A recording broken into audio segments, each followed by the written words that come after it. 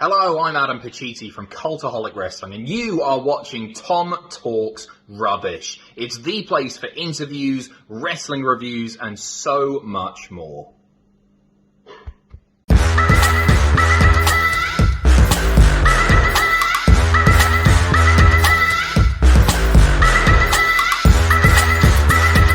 Make sure you subscribe to Tom Talks Rubbish. I highly recommend you subscribe here first. Right. What's going on, guys? It's your boy, Tom Talks Rubbish, and today I'm back with another video. This time, I'm joined by Tyler from Last Fan Standing. So welcome to the show, Tyler. Thank you. Thank you very much for having me on. I've seen your interviews and all that, and I'd love to. I've always said that I want to come on here. I've always wanted to get us out there, especially for Last Man Standing. But it's a pleasure coming on. So, and I feel like we should get the putting each other over bit out there first. You guys would have seen there's probably a fancy thumbnail for this video, and a fancy. There will be. I have a fancy intro now and a fancy outro. That is all down to this man. Yeah, I've had the pleasure of the past few days of editing some of your videos. By the time this goes out, dude, it'll be the past few weeks. I'll say that. Yeah, so I've had the pleasure of doing the Mitch interview, editing that, which should be out by this time, but I'm not too sure yet. The Fight for the Fallen review that you did as well. I've spent. It just keeps me busy. At the end of the day, and hopefully you'll have more stuff to edit. It's just like time for me. It's just a matter of time. Like I'm editing most stuff for our videos anyway. Like we've got our tag fatal five-way coming up at SummerSlam to crown our first ever Last Man Standing tag team champions. We've got other videos coming out. We'll have the predictions video. I've got a rant that I've coming out about Jinder Mahal, because most people that know me know I don't like Jinder Mahal. I hate Jinder Mahal within a passion. So I have that video coming out soon, hopefully. I've also got another video coming out with Emma, one of the regulars on Last Fan Standing as well. Talking about some belt designs. We brought forward our best title design and our worst title design. We've got loads coming out, especially over SummerSlam as well, and takeover coverage. Might start doing some just like Dynamite predictions, because Raw and SmackDown predictions is just like a bore. As I say, we're hoping that this video will be the first step in a lot of collaboration, aren't we? Oh yeah, 100%. Because like I said, I've been editing I've edited the last three videos that you've sent across to me, and it's been a pleasure. And obviously, I've been doing my own videos as well. But it just keeps me busy, especially now. Like I've finished uni, so it's something to keep me busy. Something to keep me going when I'm not, when I haven't got anything to do. I appreciate I sit in front of my laptop and just do some editing. Like I've been making all the entrance videos as well that we're doing. We are coming up with a new project. I won't reveal it now, but there is going to be a new one coming out within like the next couple of months. So we'll see what happens. And like I said, let's peel the curtain back just a little bit. Me and you have just recorded a news video for my channel about the Bray Wyatt release. Because at time of recording, he was released yesterday. Would it be yesterday? But yeah, it would. Wouldn't it? Yeah, it would have been. So it all kicked off about. And then you reached out to me and was like, "Do you want to come on and do the news? I've got no one else to do it with me." Yeah, it was like I said, it's getting us. It's getting. I like to collab with most people, with all the as many people as I can within the YouTube verse. Yeah. We're obviously Last Man Standing is still kind of a small channel. We are still growing, but it's like I said, it's getting us out there, and I like doing as many collabs as I can.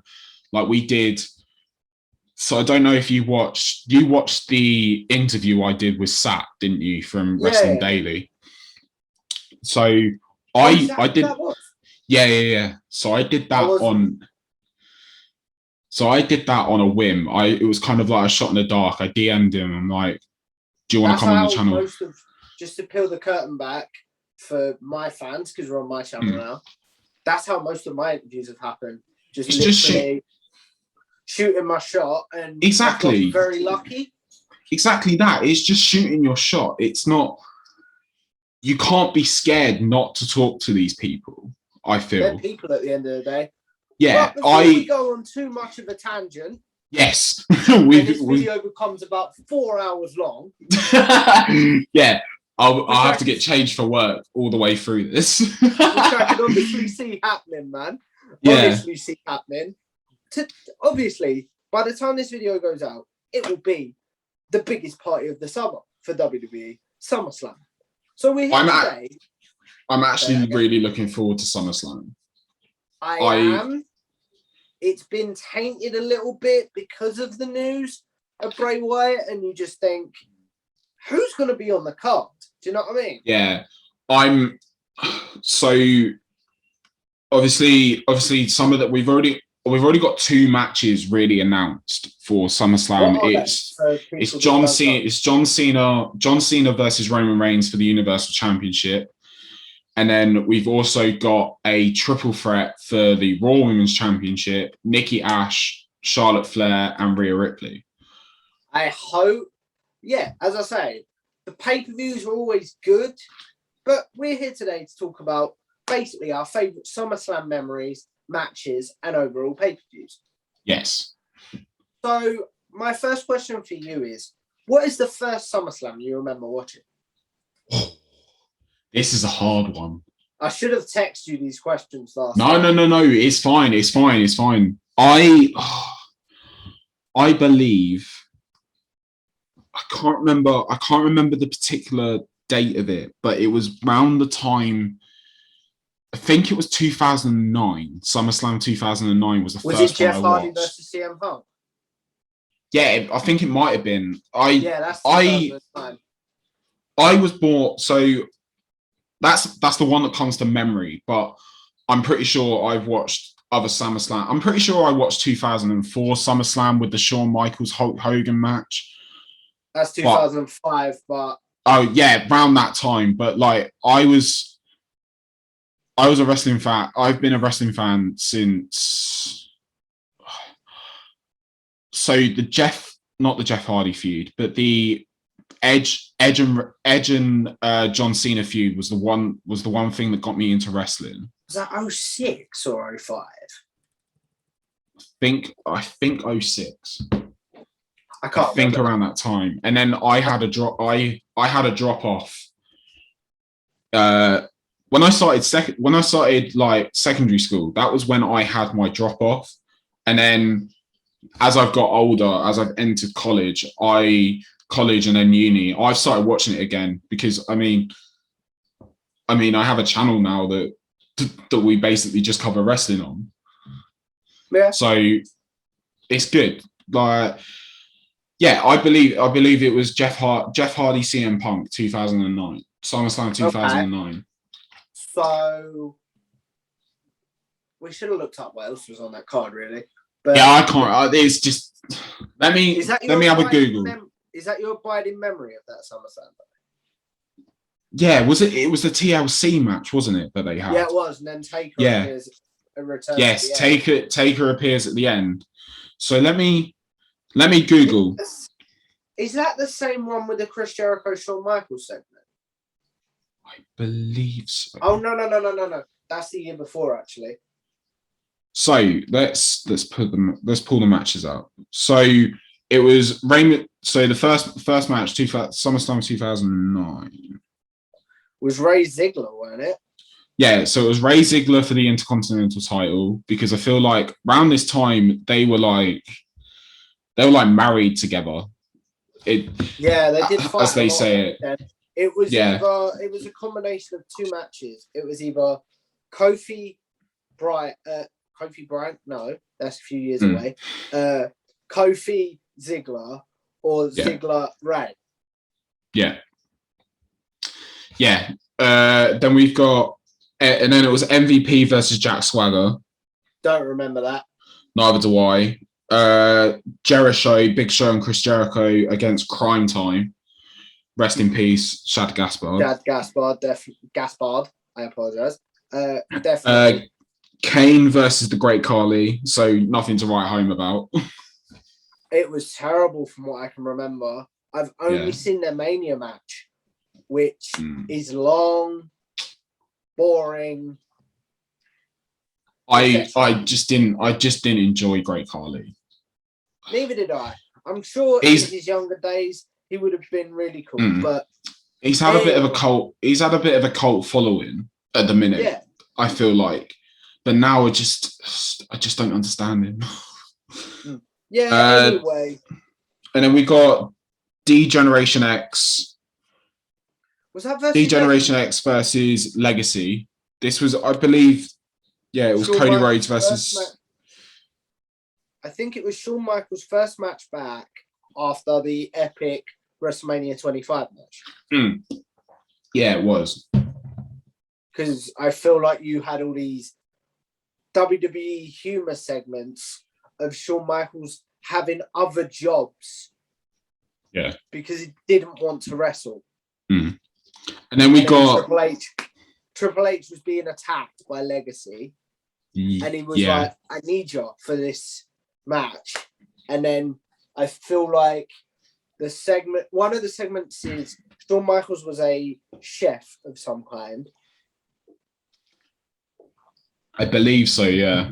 And then when he finally agrees to do it, he goes, "Are you ready?" The DX sign, super kick to like his manager. Yeah, it was like a super kick to his manager, weren't it? And then that's how. And then from what I can remember, DX beat Legacy. Yes, and then we got Christian versus William Regal in like a 7-second match for the ECW title. I don't remember that, so I'm not going to comment. No, and then we got John Cena versus Randy Orton for like the 6,000th time, and then it was a good match. And then the TLC match that we were on about, Which, as we say, I feel like that SummerSlam is one of them matches, is one of them shows that the main event was good, so everyone remembers it as an okay show. I feel like this SummerSlam was a one-match card. Yeah, I would agree with that. Speaking of one-match cards, what is your favourite SummerSlam match of all time? Hey, I know the thing surrounding it and everything like that wasn't the greatest, but I have to admit it's the Eddie versus Ray custody of Dom match. That is a very good match. If you just take it as a match and don't look at the story, it's bloody amazing, man. Exactly. If you take the story out of it, it's a great ladder match. The only thing I don't like about that match is the Vicky Guerrero missing her cue segment. Oh, I loved it though, because he's just on the mat. Where the was Vicky? Yeah. Oh, yeah, I'll perfect. get you to edit that out for me if you don't mind, or bleep it out. I didn't swear, so I just like where the didn't you? No.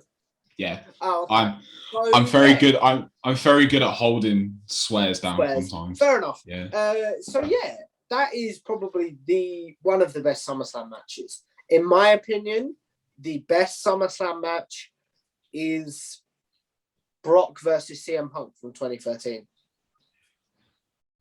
So I don't remember this match. I should have really. I remember the story around it of where Punk where Heyman was going through different people to manage. Like he managed Ryback. That's after that, though. Oh, sorry. Yeah, that is after that. But I believe, yeah, it was just. I enjoy watching CM Punk wrestle. I've always said, but I'm not a particularly huge fan of Brock Lesnar. I'm not. I love this match though, because I feel like Brock works best with smaller guys. Oh yeah, 100% agreed. And I agree with that. I agree with that, but I just don't. I don't see the appeal of Brock anymore. No, not anymore. Probably not. But back then, back then it's a completely different story. But now I just don't. If we look at this match in a vacuum, it's a great match. It's a great match. So yeah, and another great one that springs to mind. Actually, it's your turn now. So didn't Kurt Angle and Rey Mysterio have like a 10-minute opener? 2002. Yeah, that's a great match. The other day, amazing. It's just Kurt Angle is on another level. He has always been on this other level of stardom, and yes, I know he had all the drug problems and the painkillers, but we won't go into that. But Kurt Angle was such a natural wrestler. It was and it was hard to keep your eye off of him. How long they had, it's almost like they were wrestling on if you were fast forwarding. Yeah, it's like you put the screen up to like 2.5 and they're just going at it. Yeah, and then not Brock, we were just talking about Brock. Kurt Angle wins with Kurt Angle. Stupid brain. No, but yeah, it's exactly that. It's just. And then, all right, another one that I'll throw out on that same show: Shawn Michaels versus Triple H. That was the no holds barred match, wasn't it? Non-sanctioned. Yeah, the unsanctioned match where he does the ladder drop through the table and he's got the trash can on his head. First match back since WrestleMania 14. Yes. I love the story for this. I love the story going into this was where he got attacked. The only thing I don't like is they had Triple H attack him like a few weeks before and then him be shocked that Shawn Michaels' head was rammed through a car door. That made no sense to me. Yeah, there was like some bits. Yeah, there was like some bits that wasn't. I wouldn't say. Yeah, I feel like there was some bits that wasn't like kind of. How do I put it? Some bits felt out of order. Yeah, if they'd done the car window thing, Triple H like, I'm gonna help you. I'm gonna find who did this, and then a reveal in the ring that it was Triple H, and then you get the pedigree. Yeah, that would have worked better. But as a match, as a match, it's a phenomenal match. It's the story going into it was great, and Shawn Michaels went into that match with something to prove. It was. Was it supposed to be one and done? I believe it was supposed to be one and done. Like he wanted to come back, have one more match, finish his career off. It was supposed to be a one and done. It was supposed to be one match. He wins. He comes back, proves that he still has it, and then goes away. He retires. And then the Elimination Chamber thing happened, which then we had the Elimination Chamber match, which is again another great match. It's a shame that Triple H almost died in it with RVD 5-star frog in his throat. We'll save that for when we go on a Survivor, if we're bringing you on for Survivor Series. Oh, yeah, definitely. But I want to say, go on, you. I'm trying to. No, your turn. I went off in a bit of a tangent. So another great match is the SummerSlam 2018, the Fatal 4-Way. Brock. Wasn't that 2017? I think it might have been. Let me double check. Where basically the analogy I use is it's like a match that you would create if you had wrestling figures. It was Brock, Joe, Strowman. yeah, that's it. It was Brock. So SummerSlam 2017. Brock, Roman, Braun, and Samoa Joe. It was just a few big men beating the ever living poo out of each other. Yeah, I love that. I love it. The best spots in that match has to be when the tables tipped on Brock. And you know who sells that reaction so well? Heyman. Yeah.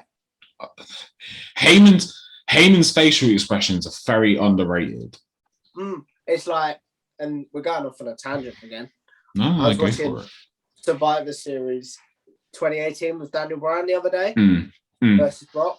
And the way Daniel Bryan's selling and then Paul Heyman's like this. Yeah, because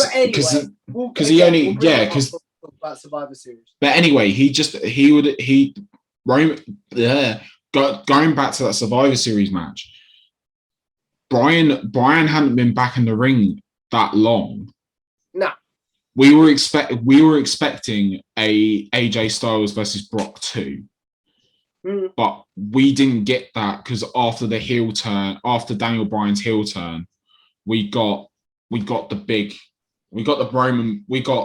Bryan versus Brock.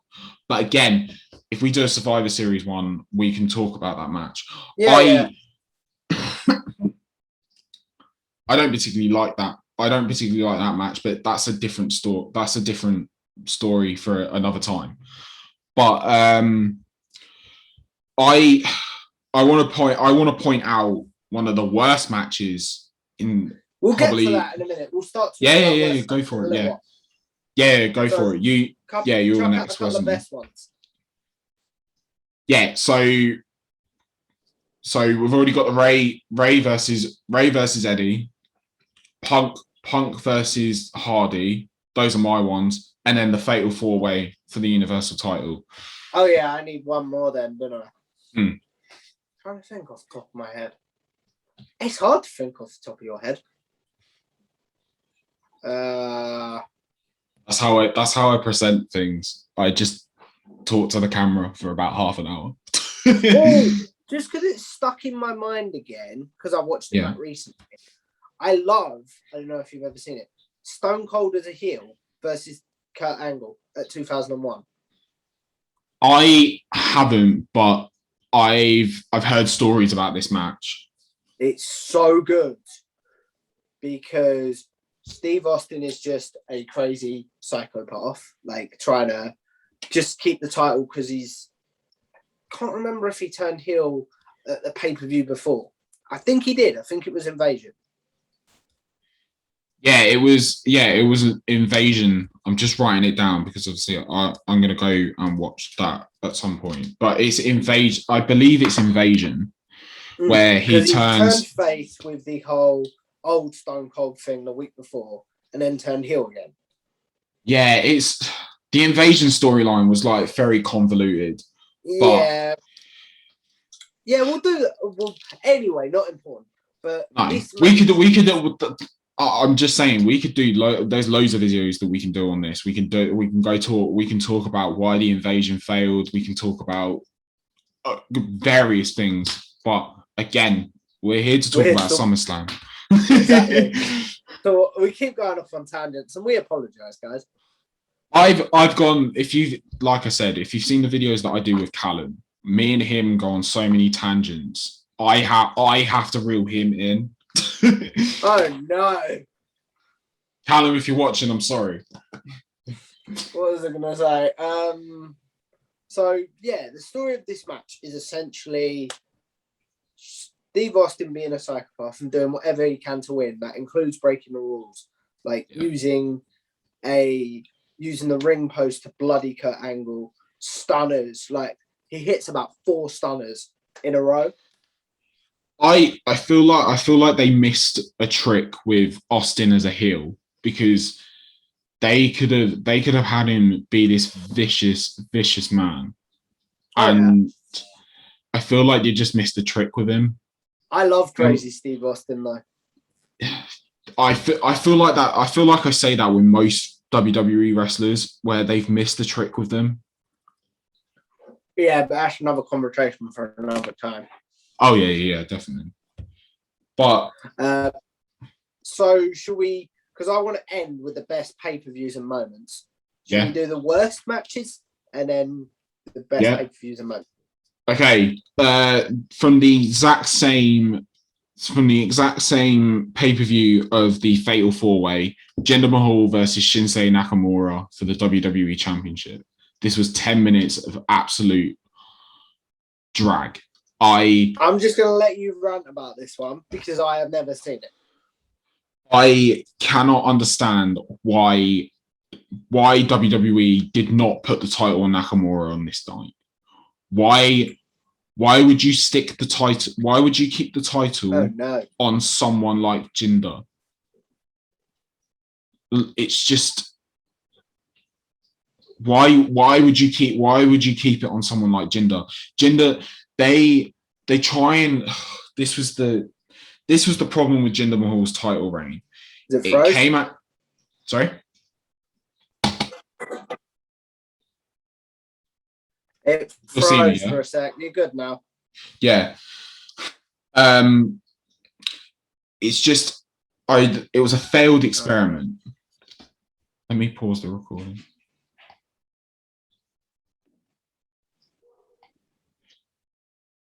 So as I was saying, I'll just let you go on this rant with Jinder Mahal then. Yeah, I don't understand what they did. Why put Jinder Mahal in the title picture? He should never. The only title picture he should be in is 24/7 title picture. That is US the only champion, maybe. Not even that. He's not even on that level. And I just I don't think Jinder Mahal is on that level. He's not on the level.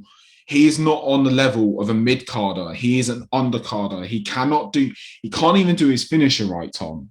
Like his finisher is the most basic finisher out there, and he can't do it right. He cannot even hook the arm right.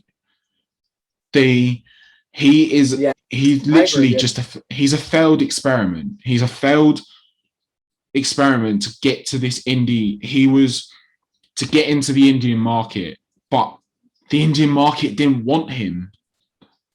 The Indian market wanted someone, especially because. Gone. How baffling is this? Especially because they made him a heel, but they were trying to make him a face in India.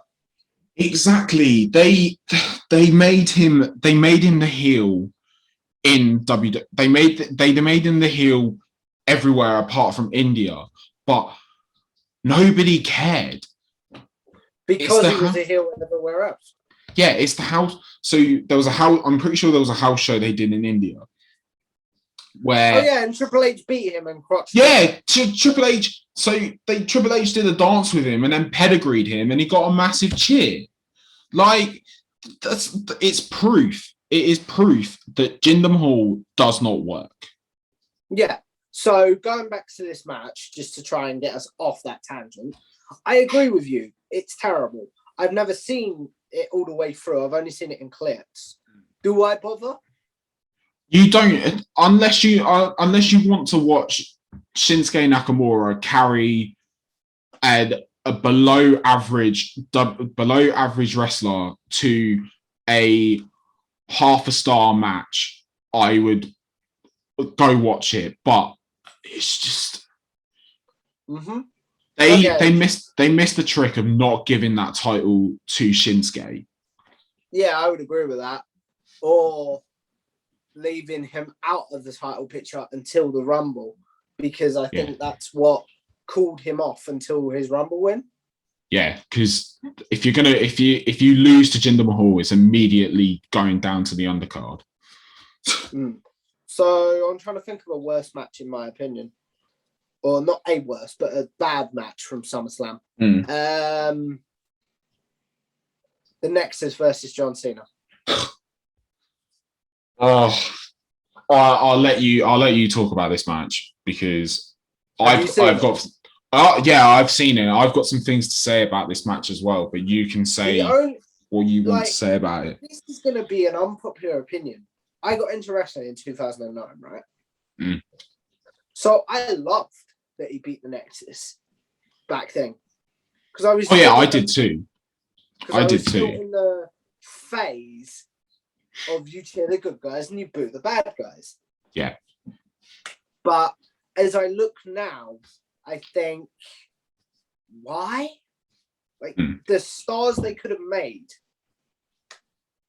Exactly that. They had so many stars right there. They had Justin Gabriel, they had Wade Barrett, they had Darren Young. They on Twitter the other day which said Cena is the only one from the Nexus angle still in WWE. Well, technically yes, but Wade Barrett's there now because he's doing commentary on NXT. Well, even then, Cena's not that active anyway. He's pretty much part-time. But I could not. I've watched this. So I watched this. I'm pretty sure I watched this on a replay when it first happened, and then I watched it. I've watched this match back. I watched it back this morning when we said we were going to do this. So and you have an unable Bret Hart who can't take bumps, so he has to get a DQ loss. Yeah. Which makes no sense to me, by the way. Right. Why Bret Hart was in that match? I do not understand. There could have been someone different. You have Daniel Bryan coming out who was kicked out of the Nexus, right?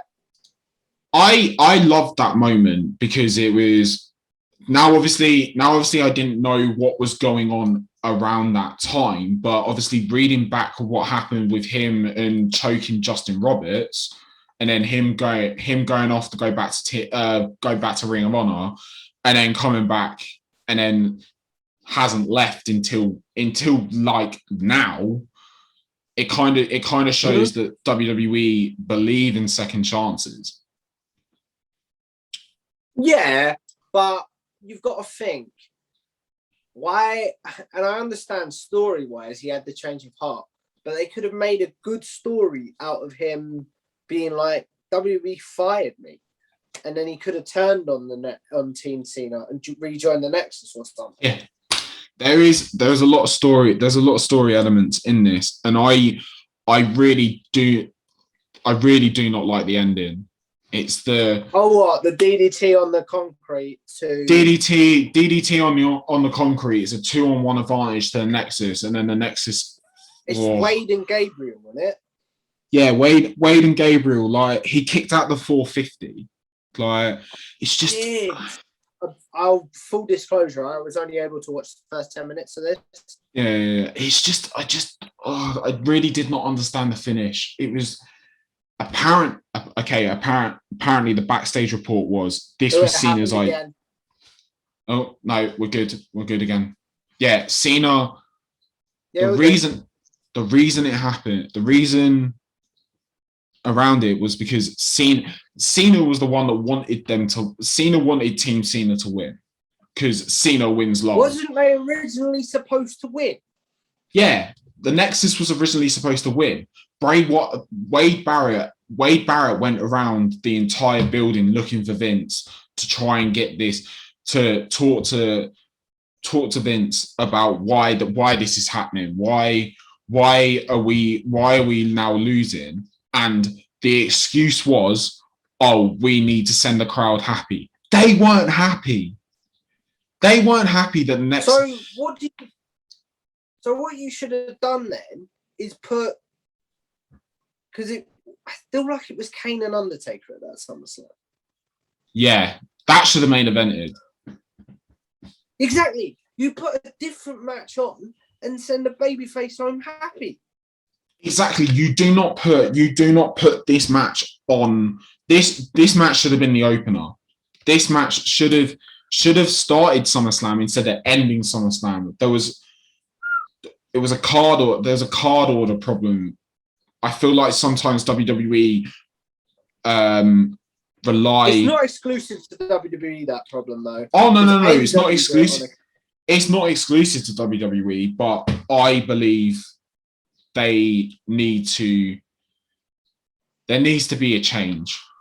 Yeah. I believe in sorting out these cards, like Money in the Bank. I'll say this: Money in the Bank 2021 flew by. Yeah, probably my favorite pay-per-view of the year so far. Oh, 100%. And I would include Double or Nothing in that argument as well. Yeah, it helped. It helped with the crowd. Money in the Bank over Double or Nothing.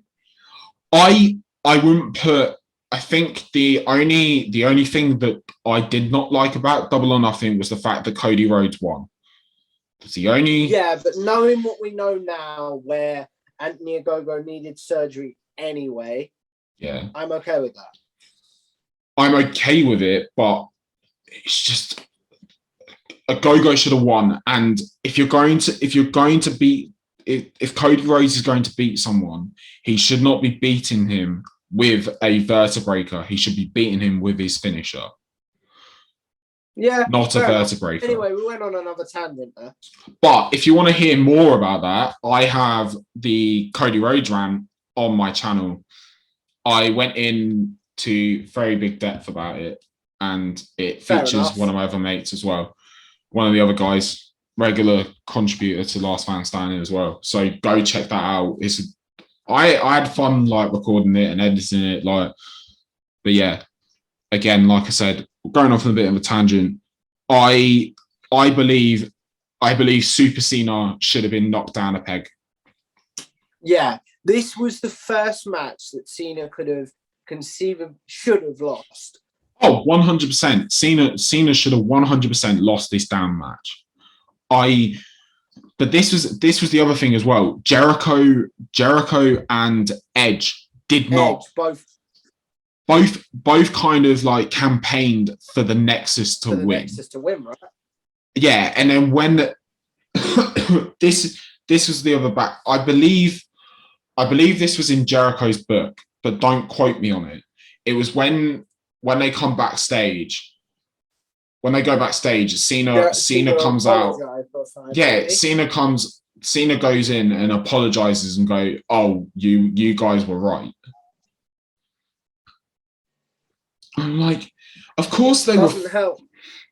Of course they were right. Yeah. So what was I going to say? We'll do one more worst match, and then we'll just do the overall best pay-per-views. Yeah. And then we'll wrap this up because otherwise of course. Would have been done nearly 2 hours. Yeah. So I feel like my next there we go. My next worst match. Yeah, we're good. So my next worst match is I know now it's got a bit of a cult following, but it's Michaels versus Hogan. Yeah. That was gonna be my next one, but I'll change my one. No, we can have the same one. Like we can both have our same thoughts on this. Like we don't need to change our answers or anything like that because at the end of the day, I'll add another one that we'll talk about. Yeah, of course. So this Hogan, basically, this was supposed to be a trilogy. I know. Michaels was told this is going to be a trilogy. Yes, Hogan's going to win overall, correct? Hogan wins the first one. Michaels wins the second one, and then Hogan wins the third one. Which would have been a cage match, correct? I believe so. Yeah, I think it would have been I think they were going to do it a Survivor Series, but this is what winds me up the most was the fact that Hogan wanted this to be a one and done because his creative control shined through again, and I struggled trying to wrap my head around this when it all come out, when I read into this, to the fact that Hogan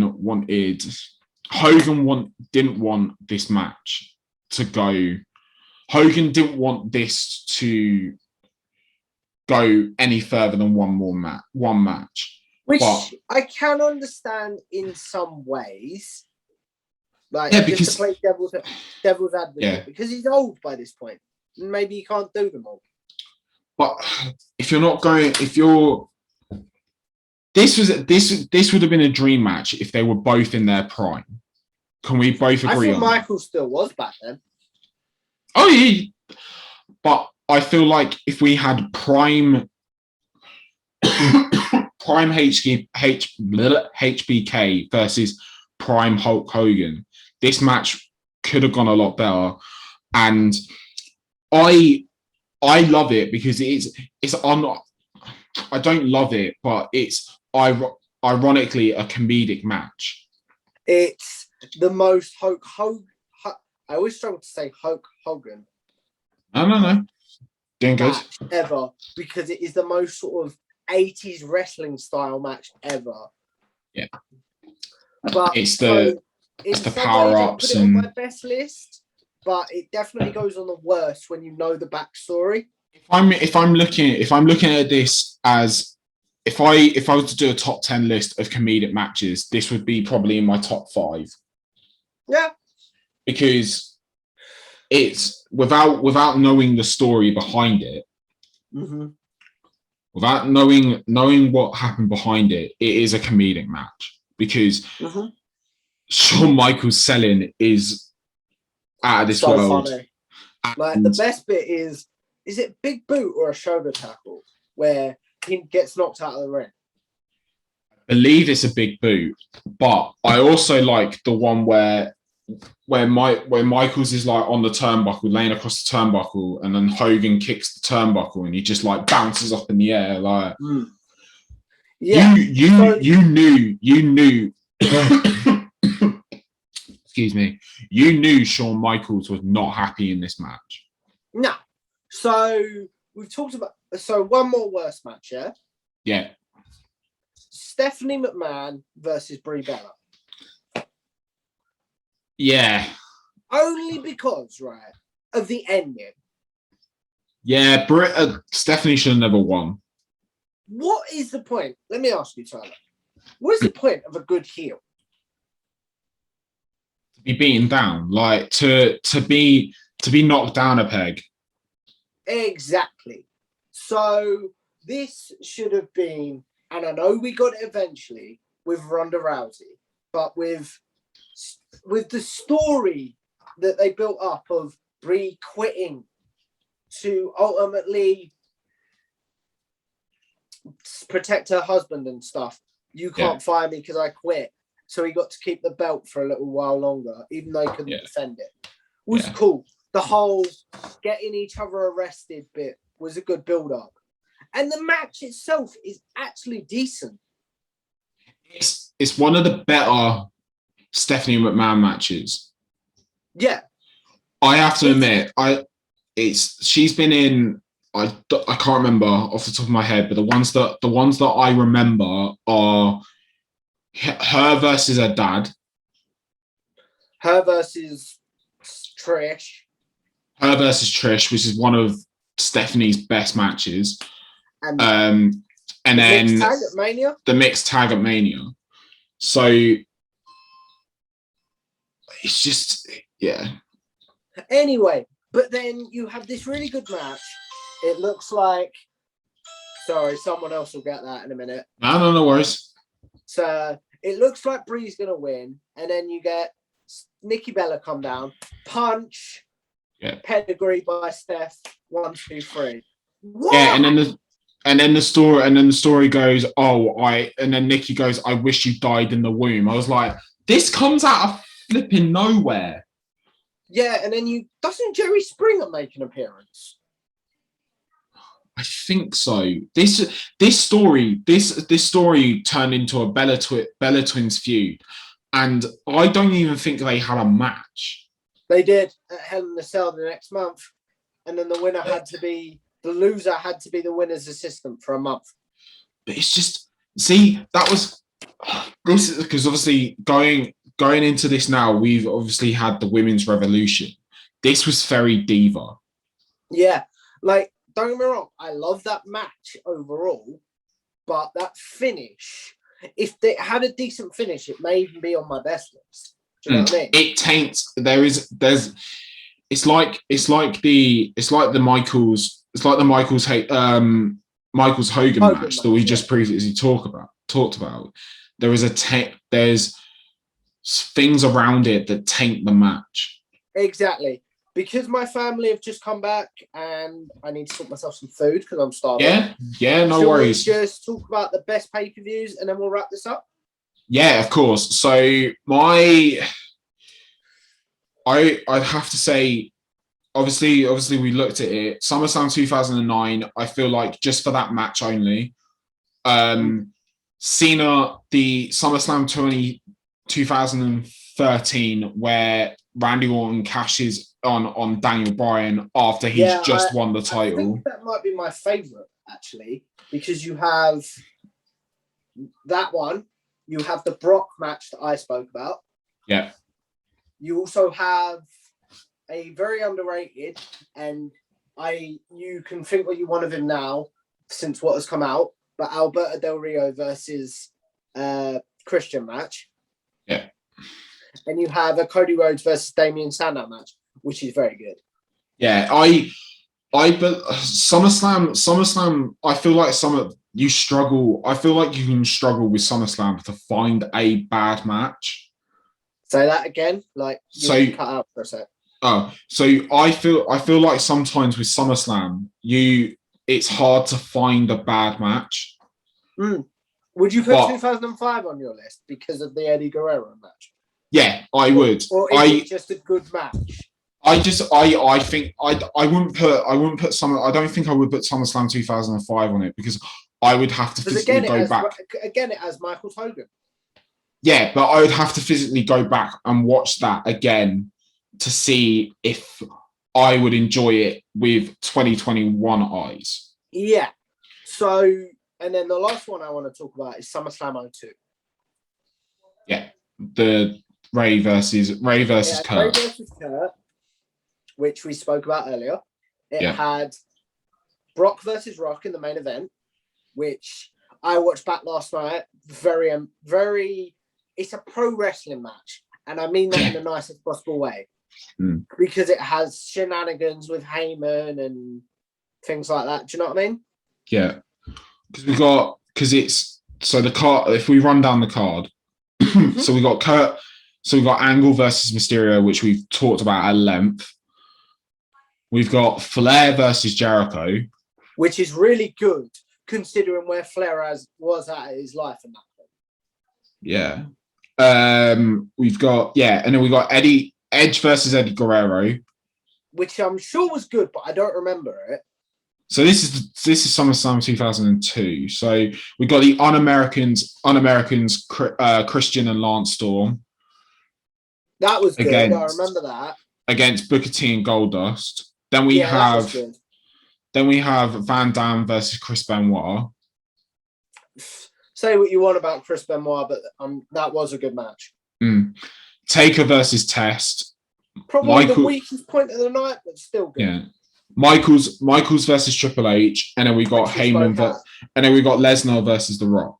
So we spoke about at length the Michaels versus Triple H match, but even looking down this card, No, it's cool. Even looking down this card, this feels like touch on 1992 before we go, because we're both English, obviously. Oh yes, definitely one of. I don't know. I don't even understand why I didn't put this, but collectively, I feel like this is the best intercontinental title match ever.